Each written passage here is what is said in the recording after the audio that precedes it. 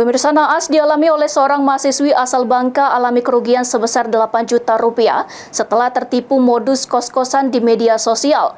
Atas kejadian ini, korban pun membuat laporan ke polisi.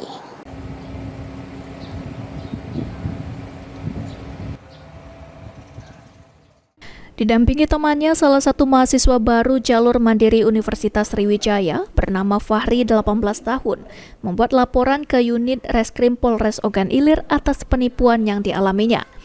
Mahasiswa asal Bangka Belitung, Kabupaten Bangka Barat, Kecamatan Parit 3, alami penipuan hingga korban mengalami kerugian senilai 8 juta rupiah untuk pembayaran kos selama 1 tahun di media sosial.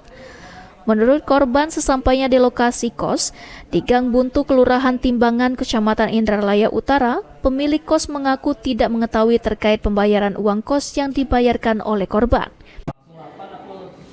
Pertama tuh ya untuk duit deposit, karena kan ada pinjam kami masih ada satpam. Nah, kalau misalkan ada barang-barang hilang, tanggung jawab dari pihak pos. Transfer hilang 1 juta. Habis itu pagi tadi karena mau ngecekin, minta donasi. Oke, donasi lah 3,5 lagi, ya, total semua 8 juta. 3 kali bayar. Iya, 3 kali bayar. Selanjutnya, pengaduan dari korban sudah diterima polisi, masih dalam proses penyelidikan. Ahmad Romawi, PAL TV.